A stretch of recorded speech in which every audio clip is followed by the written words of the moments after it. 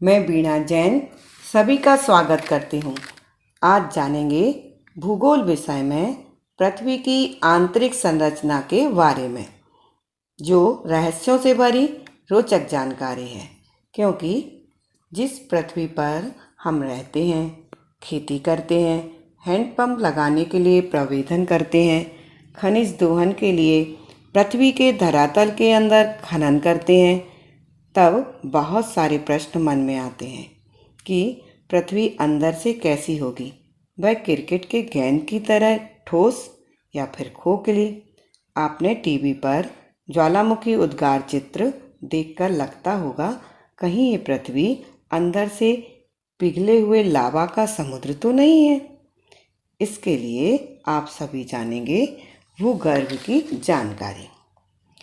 पृथ्वी की त्रिज्या यानी रेडियस, जो भूपर्पटी यानी क्रस्ट के क्रोड यानी कोर के मध्य बिंदु तक 6370 किलोमीटर है।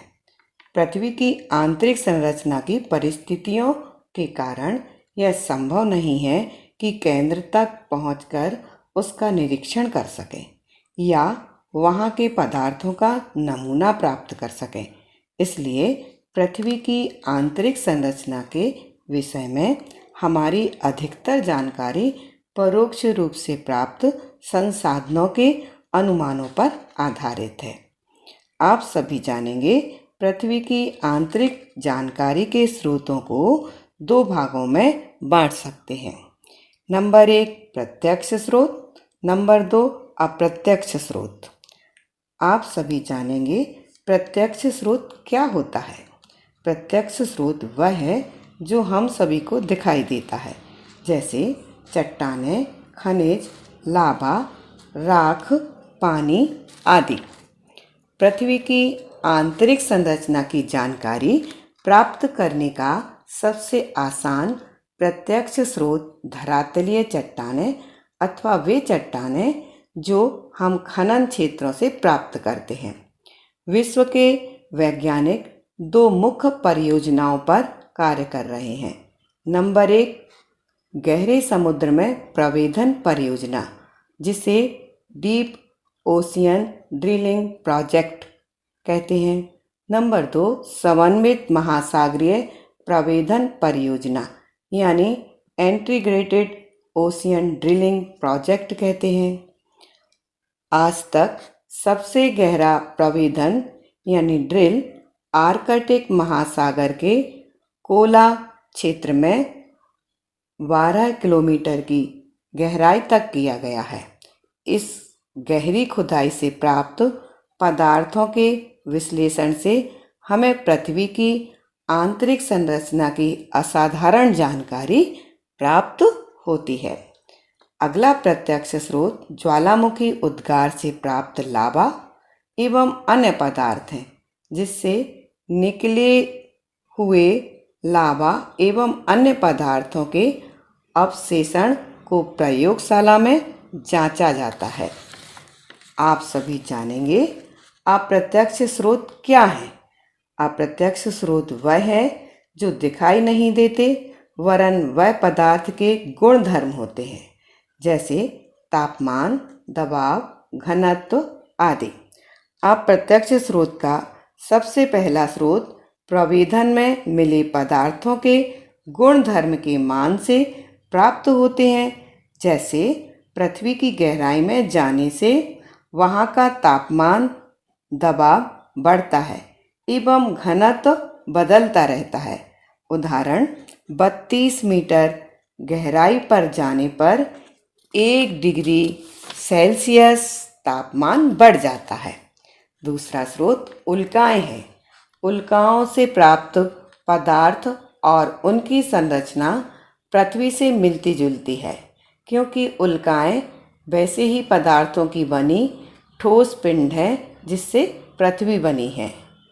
आप सभी जानेंगे अन्य अप्रत्यक्ष स्रोत और कौन कौन से हैं।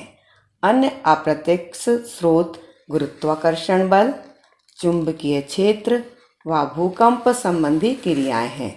उदाहरण के लिए गुरुत्वाकर्षण बल ध्रुवों पर अधिक एवं भूकंप रेखा पर कम होता है, क्योंकि पृथ्वी के केंद्र से दूरी के कारण गुरुत्वाकर्षण बल ध्रुवों पर अधिक और भूमध्य रेखा पर कम होता जाता है। अलग अलग स्थानों पर गुरुत्वाकर्षण की भिन्नता को गुरुत्व विसंगति यानी ग्रेविटी एनोमली कहा जाता है। एक अन्य महत्वपूर्ण अप्रत्यक्ष स्रोत भूकंप भी है। इसकी तरंगों के माध्यम से पृथ्वी की आंतरिक संरचना की जानकारी का महत्वपूर्ण रूप प्राप्त होता है। तो आपको याद रखना है, पृथ्वी की आंतरिक संरचना में भूगर्भ की जानकारी के दो स्रोत हैं, प्रत्यक्ष और अप्रत्यक्ष। प्रत्यक्ष स्रोत चट्टानें अंदर से निकलना, खनिज खनन करना और ज्वालामुखी क्रिया। प्रत्यक्ष स्रोत पृथ्वी के अंदर का तापमान, दबाव, घनत्व, गुरुत्वाकर्षण बल और भूकंप तरंगें हैं। आप सभी जानेंगे पृथ्वी की संरचना। पृथ्वी की संरचना का श्रेय सर्वप्रथम ऑस्ट्रेलिया के वैज्ञानिक सोइस महोदय जी को जाता है, जिन्होंने पृथ्वी की संरचना को 3 मुख्य भागों में बांटा है, भूपर्पटी, मैंटल, क्रोट।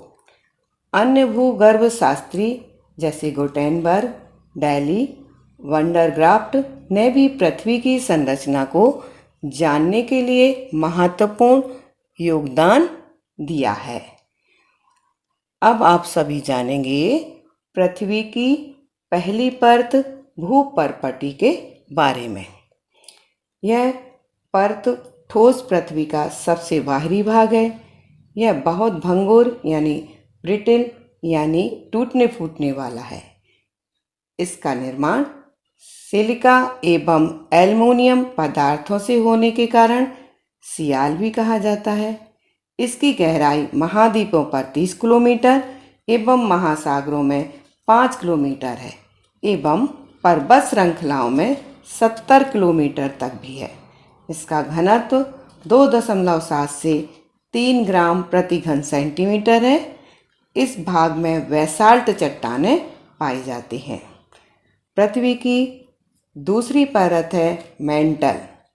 भूपर्पटी के नीचे का भाग एवं क्रोट के ऊपर का भाग मैंटल कहलाता है। इसे सीमा भी कहते हैं, क्योंकि इसका निर्माण सिलिका एवं मैग्नीशियम से मिलकर हुआ है। इसकी गहराई 100 किलोमीटर के बाद से 2900 किलोमीटर तक है। इसका घनत्व 3 से 4.7 ग्राम प्रति घन सेंटीमीटर है। भूपर्पटी एवं मैंटल के बीच के संक्रमण स्थल को मोह शांतव्य डिसकंटिन्यूटी कहते हैं। मैंटल को अनेक भागों में विभाजित कर जानकारी को प्राप्त करते हैं। हम इसके कुछ मुख्य भाग के बारे में चर्चा करेंगे। पहला भाग, जिसको लिथोस्फीयर, भूपर्पटी का पूरा भाग, मैंटल का ठोस भाग लिथोस्फीयर कहलाता है। इसकी मोटाई 100 से 200 किलोमीटर के बीच है। मैंटल का दूसरा भाग दुर्बलता मंडल है, जिसे एस्थेनोस्फीयर भी कहते हैं। इसका विस्तार 200 किलोमीटर से 400 किलोमीटर तक है। इसका घनत्व 3.4 ग्राम प्रति घन सेंटीमीटर से अधिक है। ज्वालामुखी लावा यहीं से आता है, जो मैग्मा भी कहलाता है। मैंटल के पूरे भाग को वाइट ऑफ द अर्थ भी कहते हैं। अब जानेंगे पृथ्वी की तीसरी परत क्रोट के बारे में। मैंटल के नीचे का भाग क्रोट कहलाता है। यह निकेल एवं फेरियम यानी लोहा से बना है। इसे नीफे गुरुत्वमंडल के नाम से भी जाना जाता है। 2900 किलोमीटर से 6300 किलोमीटर तक है। इसका घनत्व 5 से 13 ग्राम प्रति घन सेंटीमीटर है। इसे 2 भागों में विभाजित किया जाता है। नंबर 1 बाह्य क्रोट, नंबर 2 आंतरिक क्रोट। बाह्य क्रोट तरल अवस्था में है, वहीं आंतरिक क्रोट ठोस अवस्था में है। आपके मन में प्रश्न आएगा कि पृथ्वी के गहराई में जाने पर तापमान बढ़ जाता है, तो पृथ्वी का आंतरिक क्रोट ठोस अवस्था में कैसे है, जबकि बाहरी क्रोट तरल अवस्था में है? इसका उत्तर पृथ्वी की गहराई के साथ बढ़ता दबाव है। आंतरिक एवं बाह्य क्रोट के बीच के संक्रमण स्थल को लेहमन डिसकंटिन्यूटी क्षेत्र कहते हैं। अब आपको याद रखना है, स्विस महोदय, गुटेनबर्ग, डेली भूगर्भ शास्त्रियों के नाम। पृथ्वी की 3 परतों के नाम। नंबर 1 भूपर्पटी सियाल लिथोस्फीयर ऊपरी परत है। नंबर 2 मेंटर दुर्बलता मंडल एथनोस्फीयर दूसरी परत के नाम है। नंबर 3 क्रोड कोर बेरोस्फीयर तीसरी अंतिम परत के नाम है। अब आप जानेंगे भूकंप के बारे में।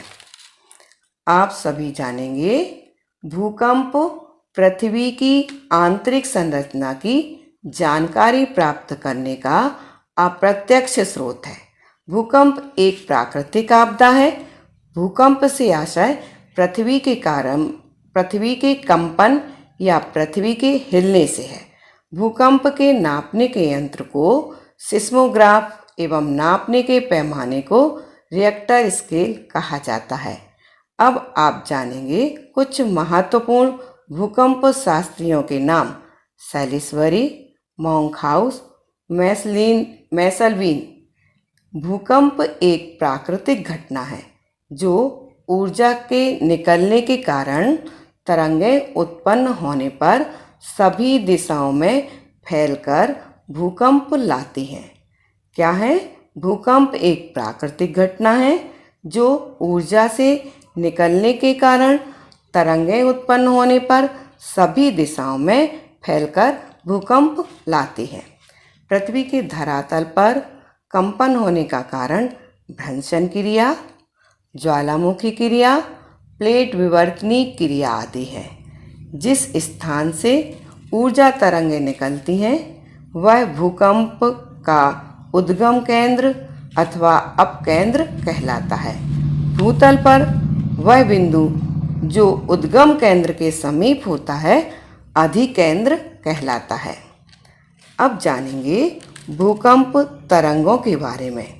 भूकंप तरंगें पृथ्वी की आंतरिक संरचना को समझने का सबसे अधिक महत्वपूर्ण स्रोत है। यह 2 तरह की होती हैं। नंबर 1 भूगर्भिक तरंगें, इसे बॉडी वेव्स भी कहते हैं। नंबर 2 धरातलीय तरंगें, इसे सरफेस वेव्स भी कहते हैं। भूगर्भिक तरंगों 2 प्रकार की होती हैं। नंबर 1 पी तरंगें, इन्हें प्राथमिक तरंग भी कहते हैं। नंबर 2 एस तरंगें, इन्हें द्वितीयक तरंगें भी कहते हैं। पी यानी प्राथमिक तरंगें तीव्र गति से चलती हैं एवं धरातल पर सबसे पहले पहुंचती हैं। ठोस, द्रव, गैस तीनों से गुजर जाती हैं एवं ध्वनि तरंगों जैसी होती हैं। एस यानी द्वितीयक तरंगें धरातल पर कुछ समय बाद अंतराल से पहुंचती हैं। यह ठोस पदार्थों के मध्य चलती हैं एवं भूगर्भिक संरचना समझने में मदद करती हैं। अब जानेंगे भूकंप के प्रकारों को। नंबर 1 विवर्तनिक भूकंप। विवर्तनिक भूकंप धरातल पर भ्रंश तल के किनारे चट्टानों के सरक जाने से उत्पन्न होते हैं। ये पृथ्वी पर सर्वाधिक आते हैं। नंबर 2 ज्वालामुखी भूकंप। यह भूकंप ज्वालामुखी के कारण साथ साथ उत्पन्न होते हैं। नंबर 3 नियात भूकंप। यह भूकंप खनन कार्यों के कारण उत्पन्न होते हैं। नंबर 4 विस्फोटक भूकंप। यह परमाणु व रासायनिक विस्फोटों से उत्पन्न होते हैं। नंबर 5 बांध जनित भूकंप। यह भूकंप बड़े बांध वाले क्षेत्रों में आते हैं। अब आप सभी जानेंगे भूकंप के धरातल पर क्या प्रभाव होते हैं। आप धरातल पर भूकंप के प्रभावों को देखिए। भूमि का हिलना, धरातलीय विसंगति, भूस्खलन, मृदा द्रवण, धरातल का एक तरफ झुकना, हिमस्खलन होना, धरातल विस्थापन होना, बांध का टूट जाना, आग का लगना, इमारतों का टूट जाना और सुनामी आना। आपको याद रखना है, भूकंप पृथ्वी का कंपना है। भूकंप नापने के यंत्र को सिस्मोग्राफ एवं नापने की इकाई को रिएक्टर स्केल कहते हैं। भूकंप की दो तरंगें होती हैं, भूगर्भिक एवं धरातलीय। भूगर्भिक तरंगें दो तरह की होती हैं, पी एवं एस तरंगें। सुनामी भूकंप नहीं तरंग है। सुनामी स्वयं में भूकंप नहीं है, ये वास्तव में लहरें हैं जो भूकंपीय तरंगों से उत्पन्न होती हैं। सुनामी लहरें तब उठती हैं जब भूकंप का अधिकेंद्र समुद्र धरातल होता है एवं इसकी तीव्रता 5 रिएक्टर स्केल से अधिक होती है। अब जानेंगे ज्वालामुखी के बारे में। ज्वालामुखी पृथ्वी की आंतरिक संरचना को जानने का प्रत्यक्ष स्रोत है। ज्वालामुखी वह स्थान है जहाँ से हम लावा, गैस, राख, तरल चट्टानी पदार्थ, जिसे हम लावा कहते हैं, पृथ्वी के धरातल पर पहुँचता है।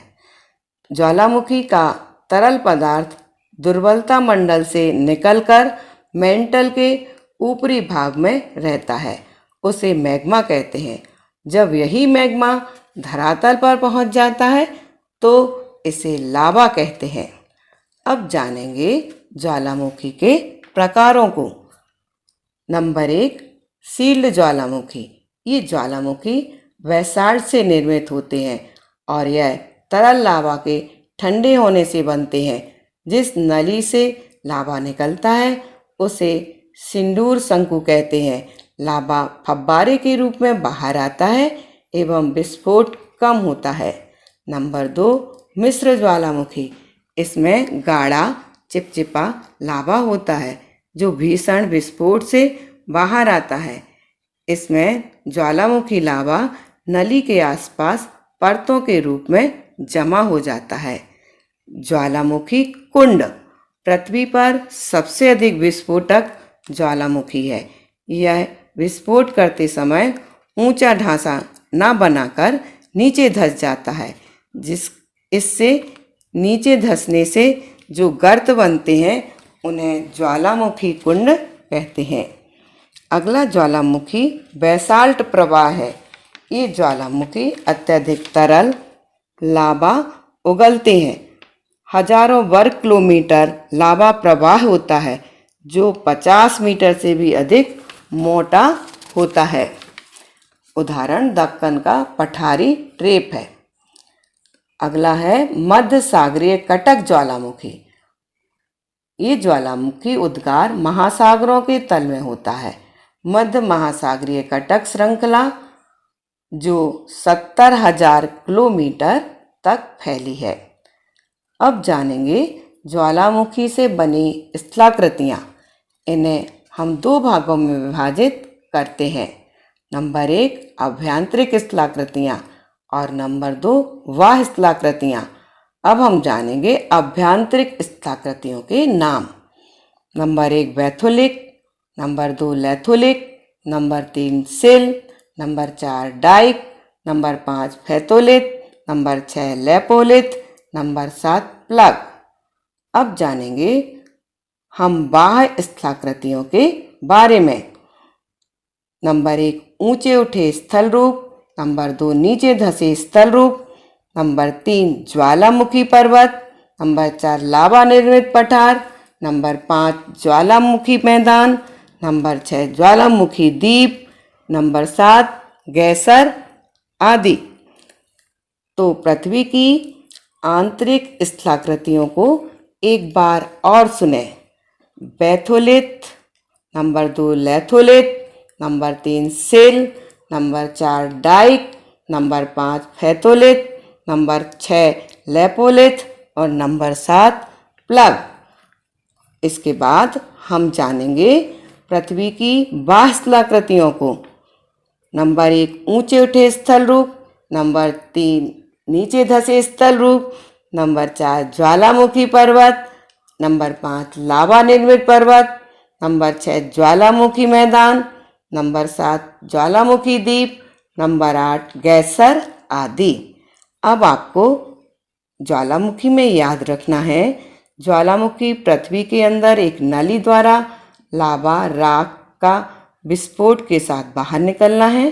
ज्वालामुखी 5 प्रकार के होते हैं।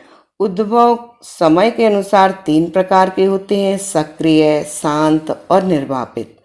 उद्भव केंद्र के अनुसार 2 प्रकार के होते हैं, केंद्रीय एवं दरारी ज्वालामुखी। ज्वालामुखी के 2 तरह की स्थलाकृतियां बनती हैं, आंतरिक स्थलाकृतियां एवं बाह्य क्रिस्टलाकृतियां। तो सभी ने जाना अभी पृथ्वी की संरचना के बारे में। अब हम आपको गृह कार्य के रूप में कुछ प्रश्न देते हैं। पृथ्वी की त्रिज्या भूप्रपटि से क्रोड मध्य तक कितने किलोमीटर है? पहला प्रश्न है, पृथ्वी की त्रिज्या भूप्रपटि से क्रोड मध्य तक कितने किलोमीटर है? नंबर 2, पृथ्वी की आंतरिक जानकारी के प्रत्यक्ष एवं अप्रत्यक्ष स्रोतों पर प्रकाश डालिए। फिर से दोहराते हैं, पृथ्वी की आंतरिक जानकारी के प्रत्यक्ष एवं अप्रत्यक्ष स्रोतों पर प्रकाश डालिए। अगला प्रश्न है, पृथ्वी की संरचना की परतों का सचित्र वर्णन कीजिए। अगला प्रश्न है, पृथ्वी की संरचना की परतों का सचित्र वर्णन कीजिए। अगला प्रश्न, भूकंप किसे कहते हैं? प्रकारों को बताइए। प्रश्न को दोहराते हैं, भूकंप किसे कहते हैं? प्रकारों को बताइए। अगला प्रश्न, भूकंप का धरातल पर क्या प्रभाव पड़ता है? प्रश्न दोहराते हैं, भूकंप का धरातल पर क्या प्रभाव पड़ता है? अगला प्रश्न, ज्वालामुखी किसे कहते हैं? प्रकारों को बताइए। दोहराते हैं, ज्वालामुखी किसे कहते हैं? प्रकारों को बताइए। अगला प्रश्न, ज्वालामुखी से बनी स्थलाकृतियों के नाम बताइए। प्रश्न को दोहराते हैं, ज्वालामुखी से बनी स्थलाकृतियों के नाम बताइए। तो आपने अभी पृथ्वी की आंतरिक संरचना की जानकारी प्राप्त की और हमारे ध्यान से सुनी, और इस जानकारी को हमें बाह्य रूप में देखना भी है और भूगोल की इस अध्याय को रुचि से जानकारी हासिल कर हृदयंगम भी करना है। धन्यवाद।